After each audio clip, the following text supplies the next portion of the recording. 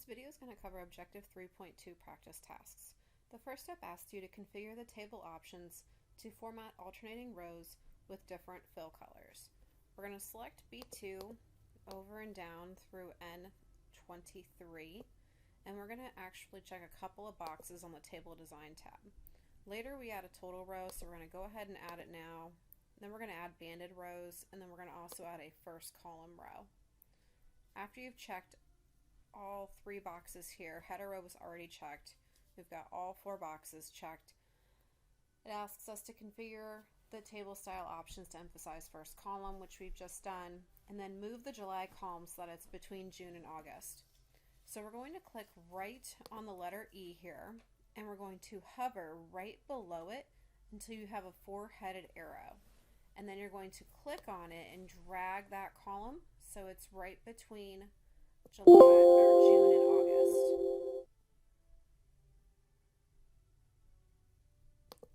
I'm going to try that one more time. Let's see if we can grab it. Let's create a row or a column here first. So I just right clicked on the J and went to insert, and now I have a column here, and I'm going to hover again, right click on E, hover right below E until I get that four-headed arrow, and then drag and drop that right here on J so it's in between June and August. And then we're going to hit OK. Then I'm just going to go ahead and left click once on the E and right click to delete the contents within this table or within that column. And then the next step asks us to move Linda, Max, and Nancy rows at one time so that they're between Kay and Olivia. So we're going to go for Linda, Max, and Nancy, and we're going to hover again on this middle border, but we're going to go ahead and insert the rows first between Kay and Olivia. So I'm going to left click once on 17, right click, hit insert, right click again, hit insert, right click one more time and hit insert, and then select Linda, Max, and Nancy. Then get a four-headed arrow right on the edge here, and then drag those three rows down here. I'm going to go ahead and hit OK to move them.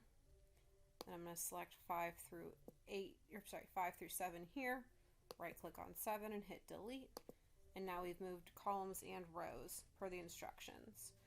The next step asks you to insert a table row for a salesperson named Raina between Quentin and Steve. So we're going to right click on the left click first on 20, right click on 20, hit insert, and here we're going to type in Raina. Then it wants us to insert a column named December between November and year. So I'm going to right click on the N here and hit insert. December automatically pops up. And then we're going to add a total row to the table, which we did in that very first step by checking that box already. And we're going to change this to an average instead of total.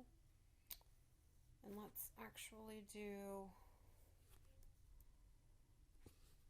should update. I'm going to delete that there. That doesn't change anything. Let's go back to total.